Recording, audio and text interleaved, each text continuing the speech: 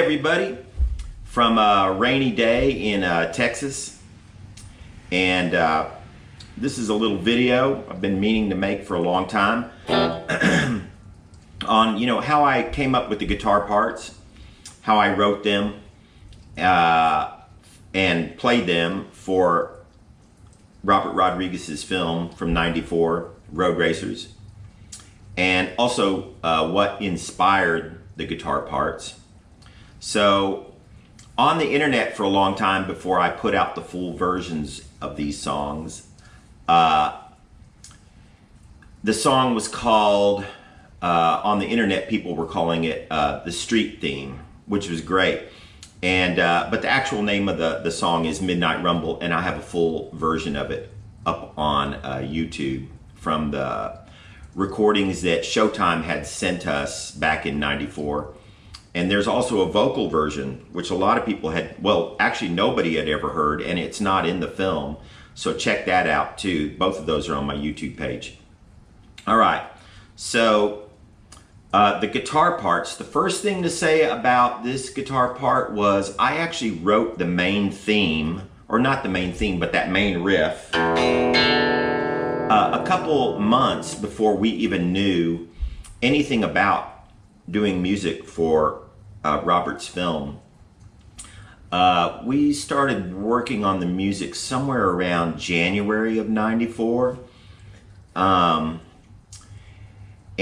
we started recording it and really writing in earnest, maybe around February or March, and we did it very quickly. I think we were done by this time of '94, early May, mid-May. Movie came out in July. And so I had this guitar thing when we found out, Johnny Reno and I found out we were going to be doing the music. First thing I did was I showed him this riff because I thought it was a cool little riff. And he liked it. But that's all I had. I didn't have the other parts. So today I'm just going to go over the main parts. I'll kind of mention some other sort of secondary parts that are in there too.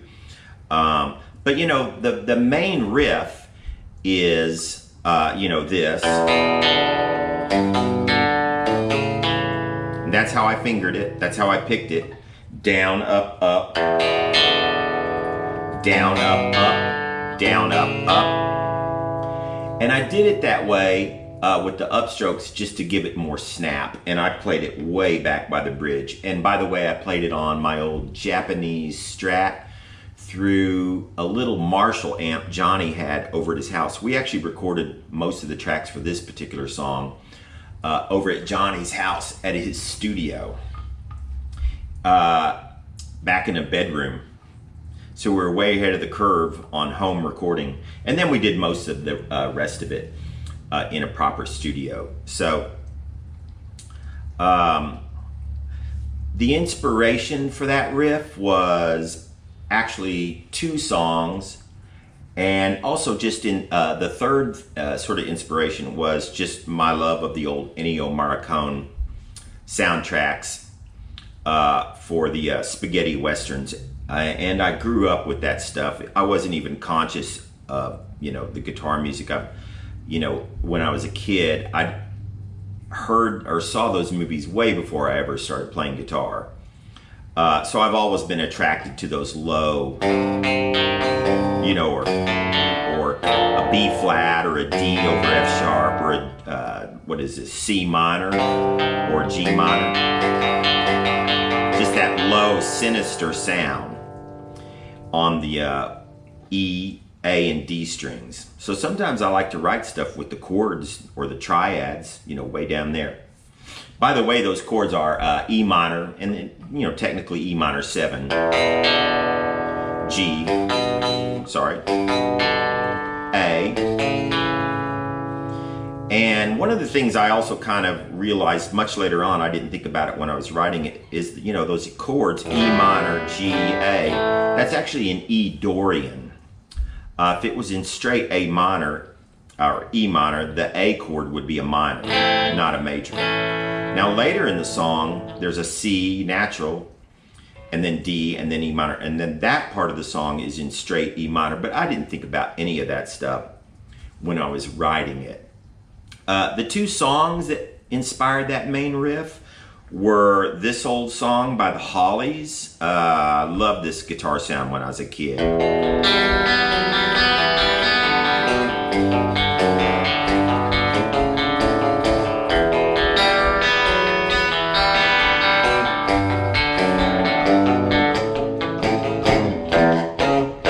Something like that.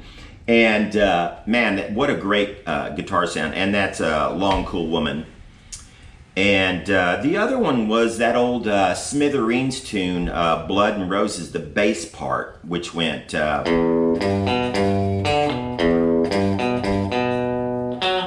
something like that.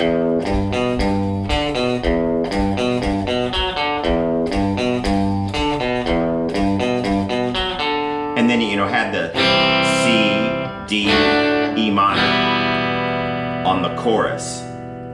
So those were the two songs that inspired that main riff. So I'm going to play that. I've got the my old MIDI MMTA sequencer, and back here I've got my old Roland JV80 keyboard with the bass and drums, and that's what I used for the film. I used that MMTA Alesis, and I used my Roland JV80 back here behind me. So let me find that pattern. Here it is right here.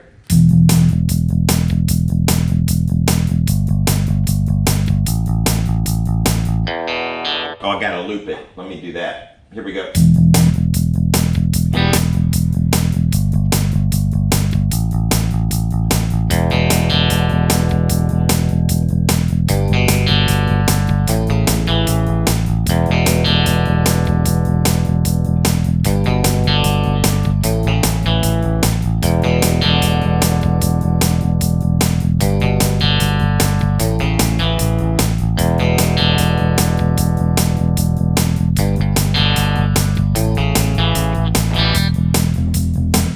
So that's that. I haven't played this. It's actually been exactly 30 years since we did this music. I haven't played this in a long time. I actually had to kind of reteach it to myself. So that's that part. Let me see. I've made a bunch of notes here. Let's see. Okay, so on to that second part, the B section of the verses. It goes like this. Different right hand thing, same chords though.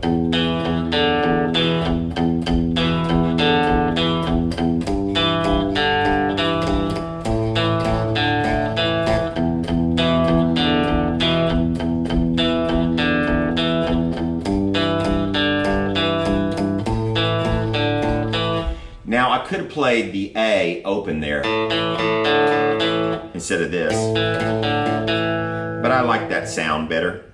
Just simple decision. I like the sound that way versus that. Now when I wrote this, I thought, and actually when I wrote this part, we did know that we were going to be doing music for the film. So I knew it was going to be sort of a rockabilly 1950s kind of thing. So I thought, well, this part sounds maybe a little too heavy metal. That's kind of what it reminded me, especially with all those, you know, staccato downstrokes.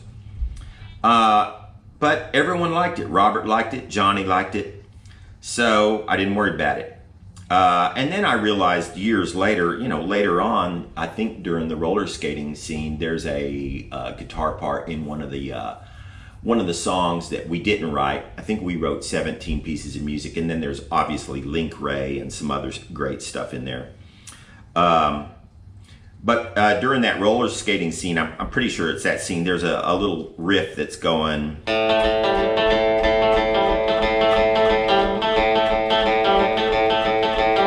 Well, that's exactly the same riff that I wrote for Midnight Rumble, the second riff, the main second main riff.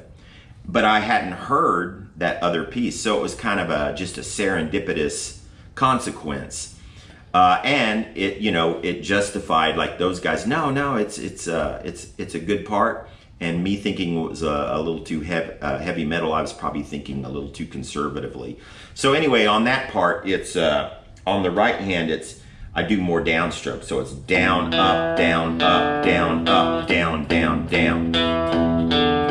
So down, up, down, up, down, up, down, down, down. So nice and slow.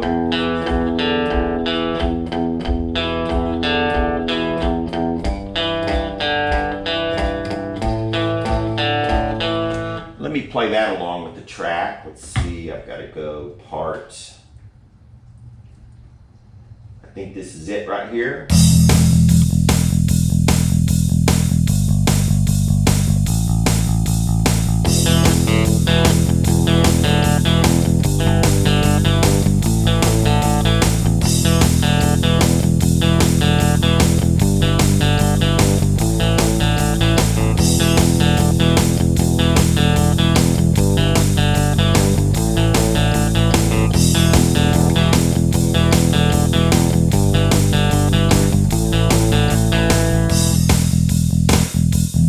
Okay, so there's that part.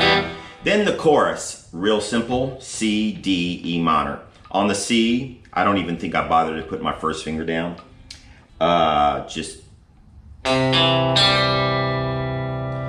when I went to the D, I did think about playing it the same way I played the A on the other part, like this. And that would give it a consistent root, third, fifth, root, third, fifth kind of thing going on. But I didn't like that sound on this part, so I did, and on the D, and again I did down, up, up, down, down, up, up, down, up, up, and then on the E minor, and again, way back by the bridge. Now on the E minor, typically when I play one of those sinister sounding E minors, I'll, rake backwards. Like most guys, but for some reason on this song I thought it sounded better for that part to do it with a downstroke. So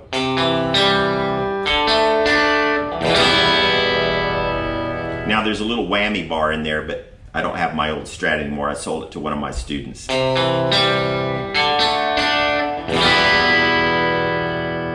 Okay, so there's that part. Let me find that on here. Let's see.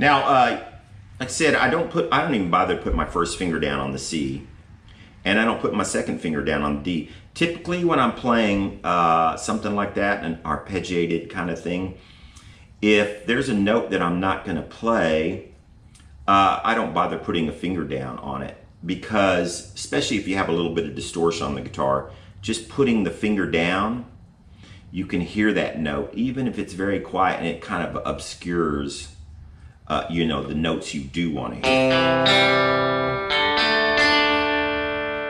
So that's why I didn't put those fingers down. That's a technique that's necessary for a lot of types of music, but a lot of types of guitar music. But so there's that part. Those are the three main parts. Okay, let's talk about real quick. There's some extra parts. Now, Johnny Reno, it was his idea to put behind this,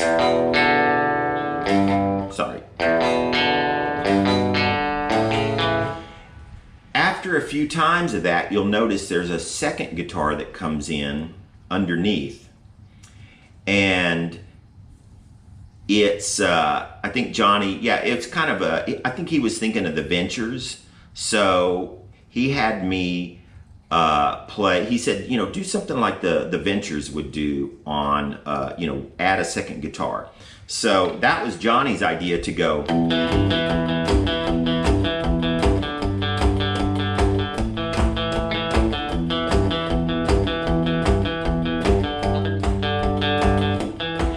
that, I'm doing pretty much down up. So, sorry.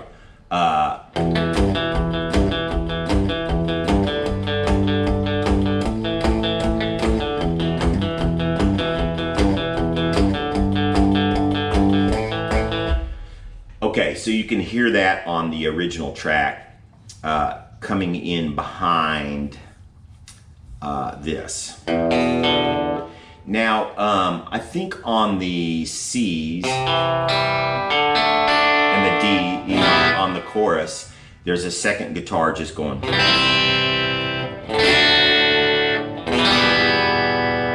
And I probably didn't put my second finger down on the D either. I probably just did. Not sure anymore. May have put it down. I know I didn't play bar chords. And then there's a few other things in there. There's some feedback with a whammy bar at a certain point. I may be forgetting about a part here and there. Okay, so those are the main guitar parts. Now let me see. Like I say, I have some more notes here. So I always enjoyed seeing other people's versions of the song. I think there's 10 or somewhere between 10 and 15 kind of cover versions out there of the song. Now, Robert's sister, Patricia Vaughn, she has a version of the song with new lyrics, totally different lyrics than the ones Johnny wrote. It's called Rattle My Cage. I really suggest looking it up, and there's a great version of her and her band playing it in Germany. Oh, sometime, I'm not sure what, maybe 10 years ago or so. And so they did some kind of interesting things. For instance, on the E minor stuff, you'll hear a lot of, or maybe even, you know, an E minor with an add 9, or the 7th up here, E minor 6, E minor 7. I really like that. And then this part, they go. Now I really like that they did that. I actually, all this stuff, I didn't think of doing that when we did the film, because I probably just knew ahead of time I didn't think it would fit the rockabilly thing. I did think of doing this. Sorry, on the D, leaving an open G, and that would be a G add 4. And but I thought it was too pop sounding. And I like that sound. There was a bunch of stuff I grew up on in the 80s that had that cool sort of, like Def Leppard, or I think there was not Tom Waits, John Waits kind of ballad type thing that had that. So it's a cool sound. I did think of that, but I didn't use it for the film. Okay, so some other notes. Let's see. So the song was actually used 4 or 5 times in the film, which made me really happy. In the film, though, you never get to hear the whole thing. So if you want to hear the whole thing, my version on YouTube, which is taken right off the Showtime CD that they sent me and Johnny, that's the one that's got the whole version. And actually, I'm going to try and play the whole version here in a second for you guys. And we'll see if I make it through it without screwing it up. And also the song was used for a Showtime promo, but not just for Road Racers. Most of you know Road Racers was one movie out of 10 from the Showtime Rebel Highway series in '94. And, Robert hired Johnny and I to do the music for his film, and they used another composer to do the other 9 films. But when the whole series started coming out that summer, they used Midnight Rumble, a little chunk of it, as the music for the promo for the whole series, which made me really happy. And I actually saw that a few times on Showtime. I remember visiting my parents' house, and they had Showtime on, and I was just, dinking around over at my parents' house, probably having dinner with them or whatnot. And I remember passing by the TV and seeing a promo for the Rebel Highway series and hearing Midnight Rumble. I wrote on here other possible ways of playing. So I guess I went over those, like the way Patricia's a guitar player. And actually, Patricia's a really great guitar player herself these days. She plays some really cool stuff, so check it out. And her guitar player at the time, Robert, I forget Robert's last name, but he did some great stuff on that song too.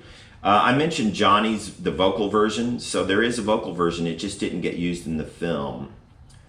Okay, and then I mentioned all the cover versions. I mentioned what guitar and amp I used. So I think that goes over, I think that's all the notes that I have. I'm gonna do another video on the MIDI parts. You know, a lot of people don't know it, but it was like I did a lot of drum machine and programmed bass parts. We used a live band on maybe 3 or 4 things, like My Mistake at the very beginning.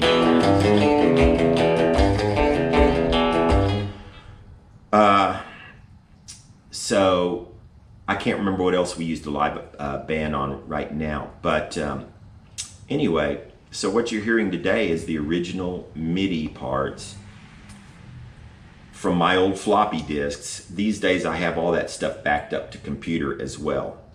Okay, so here comes the whole thing. Let me go back to the song.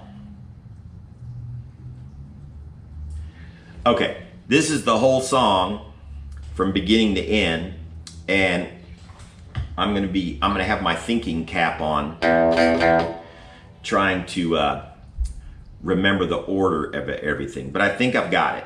I actually practiced for a couple days to kind of get it together for this song. It's a pretty simple song in one way, you know, in theory, and in the chord progression and the riffs are pretty easy to play, but you got to play them with some attitude, some snarl, and oh, what else? You know, and remembering to pick back by the bridge, and then, you know, the fingerings that I use and things like that. So it's simple in one way and kind of complex in another way. All right, here goes nothing.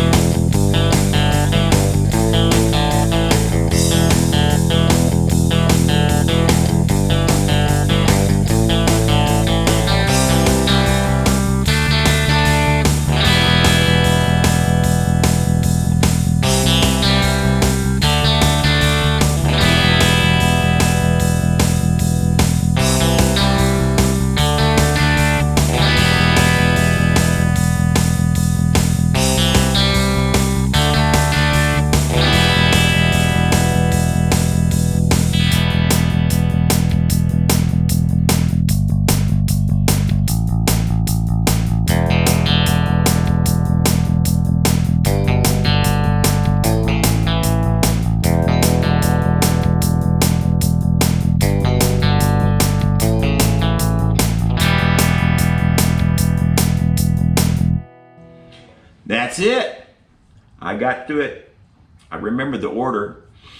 I think I glitched a note here or there. And one thing I just thought of is, I think when I played this part, I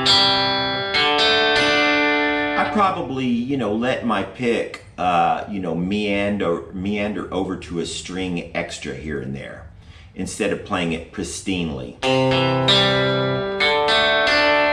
It felt more natural to, you know, grab a little of an extra string, like here. When I hit that upstroke, catch a little of that A again.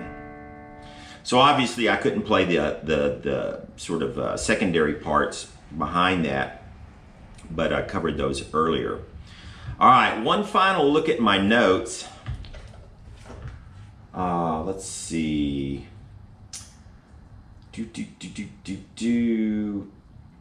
Yeah, I don't see anything else. I think I covered it. It was really fun revisiting a lot of this stuff, and I gotta say, both Johnny and I have loved seeing the reaction to the music for the film on YouTube. People really took to it all over the world, literally. I get messages from people all over, and like I said, I love seeing some of the cover versions. There was one guy that even did an all, like, you know, very arcane MIDI module version of it. I mean, he had like the most earliest versions of these big clunky synthesizers that he had hooked up, and he had taken the time to program in the whole song, even the guitar riff, on some sort of synthesizer. And it's still up on YouTube. You can find it.